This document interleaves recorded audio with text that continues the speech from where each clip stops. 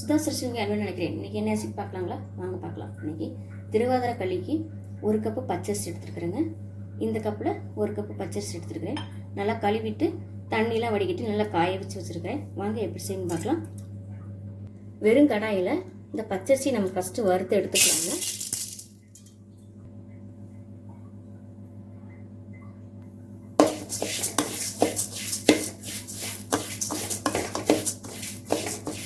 அரிசியை நல்லா வறுபட்டுருங்க.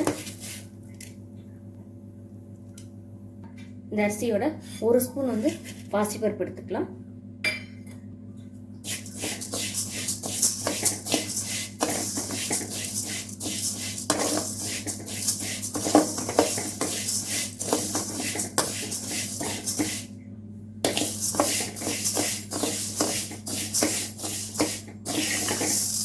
அரிசி நல்லா வறுத்தாச்சுங்க.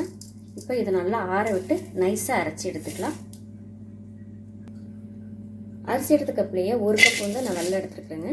இது கரெக்டான அளவாக இருக்கும். வெல்லத்துக்கு 4 கப்பு தண்ணி சேர்த்துக்கலாம்.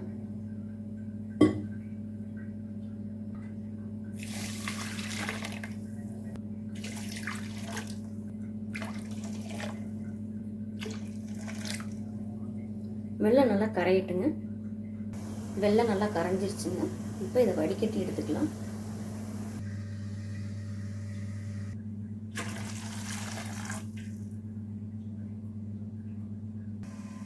இதில் 1 கைப்பிடி அளவு தேங்காய் பூ சேர்த்துக்கலாங்க.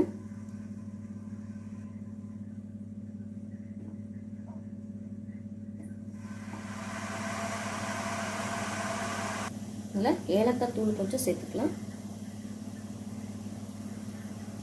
இது சுவாமிக்கு நெய்வேத்தியங்கனால 1 பிஞ்சளவு பச்சை கற்பூரம்.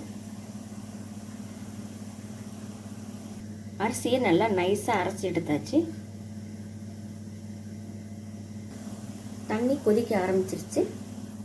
அடுப்பை சிம்மில் வச்சுட்டு கொஞ்சம் கொஞ்சமாக அரிசியை சேர்த்து நல்லா கிண்டிக்கலாங்க.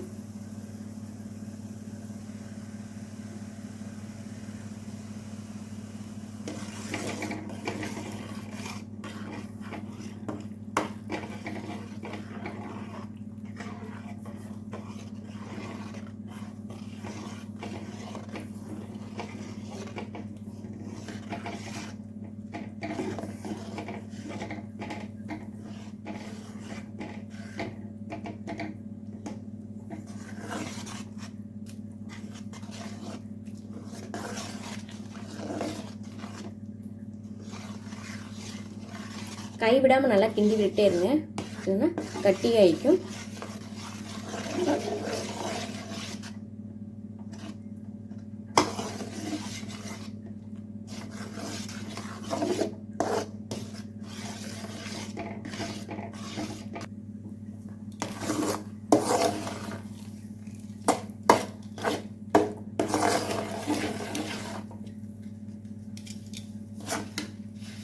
இதில் 1 ஸ்பூன் நெய் சேர்த்துக்கலாங்க.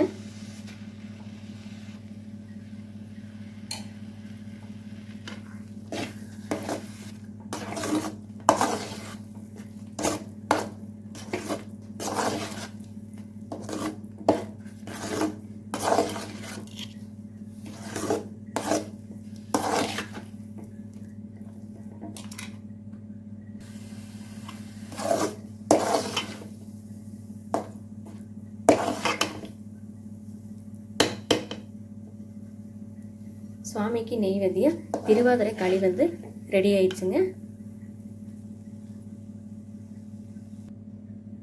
கடாயில் ஒரு 2 ஸ்பூன் அளவு நெய் சேர்த்துக்கலாம்.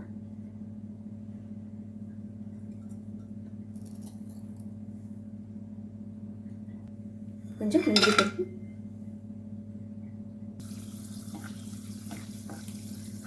முந்திரி பருப்பு, நல்லா வறுத்தாச்சுங்க. இப்போ இதை களியில் சேர்த்துக்கலாம்.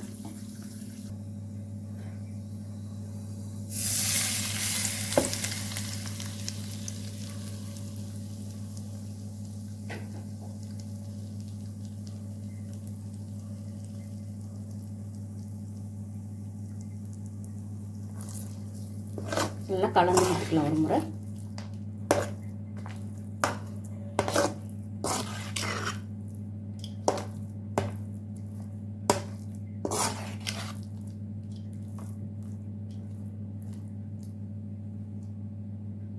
திருவாதிரை களி வந்து ரெடி ஆயிடுச்சுங்க. நீங்களும் செஞ்சு பார்த்துட்டு எப்படி இருக்குன்னு சொல்லுங்கள்.